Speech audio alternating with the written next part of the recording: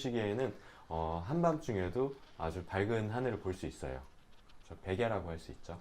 지금과 같은 남극의 여름 시기에는 새끼들을 키우느라 정신이 없는 시기거든요. 보통 저희가 출장 기간을 잡을 때 4박 5일 정도 잡고 가요. 비행기를 타고 갔을 때 그 정도고, 만약에 배를 타고 간다 라고 하면은 뭐 짧게는 보름, 뭐 길게는 한 달까지 잡으시기도 하는데요.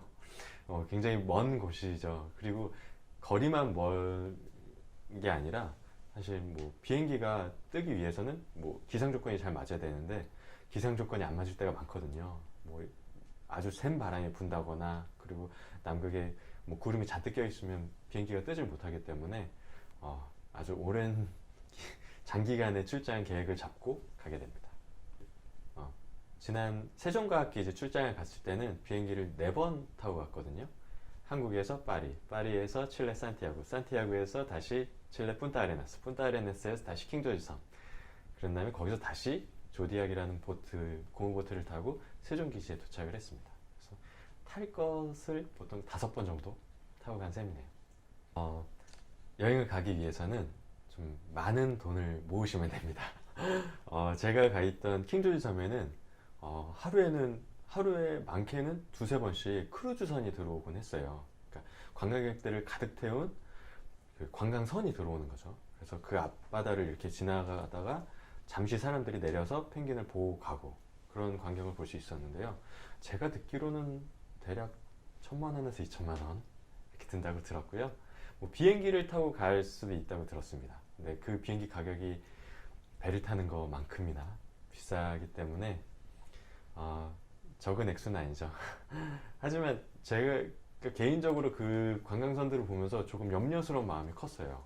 왜냐면 점점 더 관광객 수는 늘어나고 있고 사람들은 남극과 북극에 대한 관심은 많아지고 있는데, 그로 인해서 남극과 북극의 그 미답지라고 하는 곳들이 점점 더 사람의 손때를 많이 타고 있거든요.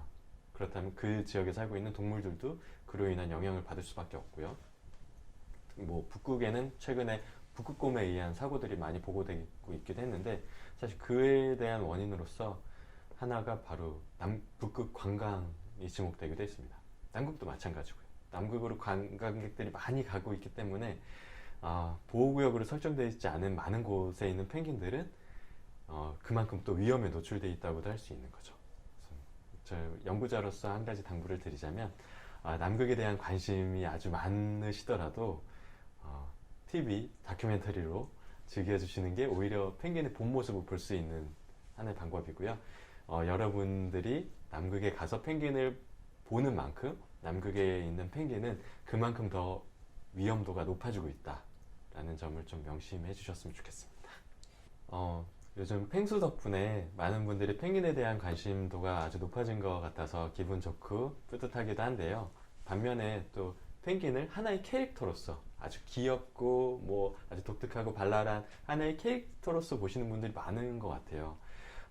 하지만 제가 직접 남극에 가서 펭귄을 관찰한 바에 따르면 얘네들은 단순히 귀엽고 뭐 독특한 동물이 아니라 얘네들도 자기의 일상을 살아가고 있는 인간과 동등한 생명체라는 걸 알 수 있었거든요. 얘네들도 힘들면 졸기도 하고 넘어지기도 하고 새끼들을 키우기 위해서 선잠을 자가면서 아주 밤낮 없이 일하기도 하고요. 그래서 그런 모습을 보면 얘네들도 결국 지구상에서 인간과 마찬가지로 지구상의 아주 다양한 모습에 적응해온 하나의 동물 한 종이구나 하는 모습을 알 수 있었습니다. 그래서 여러분도 펭귄을 그냥 귀여운 동물로서 뭐 아이고 귀여워 이렇게 하시는 것도 좋지만 얘네들도 결국 그 얘네들만의 생태가 있고 아주 오랜 진화의 역사 속에서 남극의 어떤 환경에 적응해온 아주 존귀한 생명체라는 걸 이해해 주셨으면 좋겠습니다. 안녕하세요. 저는 극지연구소에서 펭귄의 행동 생태를 연구하고 있는 이원영입니다. 가끔 펭귄 닮았다는 얘기도 듣는데 저에겐 영광입니다. 펭수가 극지연구소에 방문했을 때 제가 대답해 준 적이 있었는데요. 펭수는 황제 펭귄 어린 개체하고 굉장히 닮았어요. 회색 깃털하고 또 얼굴 그 모습이라든지 그런 게 굉장히 닮았고, 또 펭수는 키가 크잖아요. 황제 펭귄이 펭귄 중에서 가장 키가 크거든요. 그래서 그런 특징들을 봤을 때 굉장히 실제 펭귄과 아주 유사한 캐릭터라고 생각합니다. 성격은 조금 다른 것 같아요. 황제 펭귄은 그렇게 말이 많지 않고 굉장히 위험 있는 모습으로 행동하는데 펭수는 조금 독특한 모습이더라고요. 지구는 조금 기울어져 있잖아요. 그래서 남극에도 겨울과 여름이 왔다 갔다 하는데 가장 따뜻했던 시기에서 이제 조금 날씨가 쌀쌀해져 가는 시기라고 할 수 있습니다. 4월, 5월이 되면 이제 남극이 본격적으로 추워지는 겨울이 되겠죠. 지금 시기에는 한밤중에도 아주 밝은 하늘을 볼 수 있어요. 백야라고 할 수 있죠. 지금과 같은 남극의 여름 시기에는 새끼들을 키우느라 정신이 없는 시기거든요. 이 아델르 펭귄의 귀여움은 뭐 말로 설명하기 어려울 정도인데요. 특히나 이 어린 개체들 있잖아요. 그 새끼 아델르 펭귄들은 너무 그 솜털이 뽀송뽀송하고 이 까만 눈망울이 너무 귀여워서 저는 과학자로서 그 심리적인 거리를 유지하는 게 굉장히 어려웠어요. 왜냐면 저 같은 연구자들은 이 어느 연구 대상으로서 대해야 되잖아요. 근데 가서 봤는데 너무 귀여운 거예요. 그래서 저도 모르게 막 만지고 싶고 막 사진도 찍어주고 싶고 막 그런 마음이 들어서 그거를 마음을 이렇게 잡아 끊으라고 아주 혼났습니다. 애들은 거의 크릴만 좋아해요. 근데 크릴은 그 바다 얼음 밑에서 이렇게 번식을 하면서 커나가는 녀석들이거든요. 근데 이 크릴의 입장에서는 기후변화와 지구온난화가 계속됨으로써 바다 얼음이 계속해서 줄어드니까 번식할 곳이 점점 없어지는 거죠. 그래서 아델르 펭귄과 터큰 펭귄은 자기 먹이가 사라지는 거죠. 그렇게 되면 당연히 아델르 펭귄도 줄어들 수밖에 없습니다. 해마다 남극에 가면 그 기후변화에 의한 영향을 아주 피부로 느끼거든요. 그게 한국에서 느끼는 것과는 또 다른 게 남극에서는 남극의 빙하가 사라지는 것을 아주 눈에 띌 정도로 알 수가 있어요. 그러니까 남극 세종과학계지가 위치한 그 근처에는 마리안 소만이라고 하는 곳이 있는데 거기엔 빙벽이 있어요. 그 빙벽이 1년에 평균 20m씩 뒤로 후퇴하고 있거든요. 근데 1년에 20m라는 게 정말 지도가 바뀔 정도로 해안선이 바뀔 정도라서 와, 올해는 또 이렇게 바뀌었네? 내년엔 도대체 어떻게 또 바뀔까 싶은 생각이 들 정도거든요. 그래서 와, 이게 정말 심각하구나. 이렇게 지구온난화에 의한 영향이 남극에선 이렇게 진행되구나 하는 거를 정말 눈으로 확인할 수 있었습니다. 보통 기후변화라고 하면은 마치 지구가 따뜻해지는 것만 생각하실 때가 많은데 기후변화에 의한 현재의 영향은 이상기후의 증가라고 생각하시면 돼요. 그러니까 평소와 같던 기후가 아니라 굉장히 독특한 아주 이상한 기후가 아주 잦은 빈도로 출현하게 되면 지금 호주 산불과 같은 그런 영향이 생길 수도 있는 거죠. 그리고 어느 해 겨울은 갑자기 추웠다가 어느 해 겨울은 갑자기 더웠다가 그리고 또 해수면 변동이 갑자기 상승한다든지 이러한 이상 기후의 현상이 앞으로도 더 잦아질 거라는 예측이 있는데요.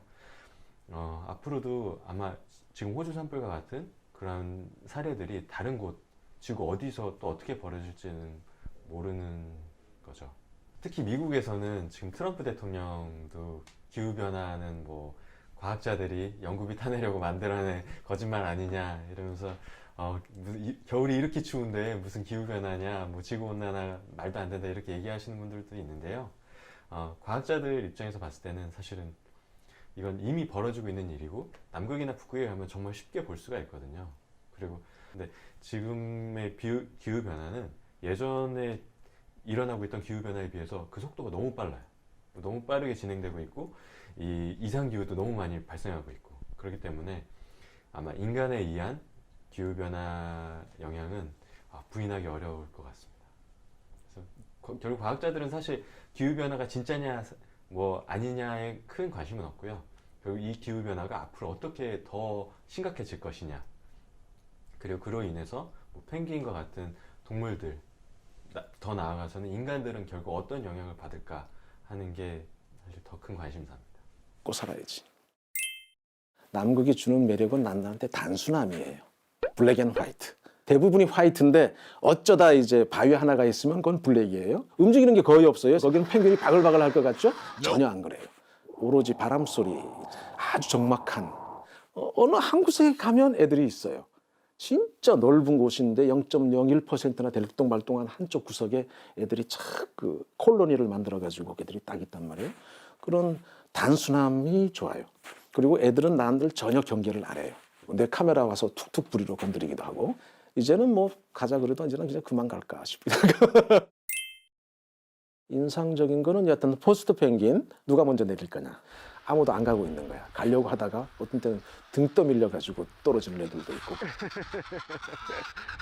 그 의사 결정을 하는 게 있잖아요. 그 한 놈이 이렇게 와서 일로 가려 그러다가 어느 순간 뒤에 있는 펭귄이 등을 돌려버려요. 등을 딱 돌리는 순간 그 많은 펭귄들의 대부분이 갑자기 다 같이 그를 따라서 등을 돌려요.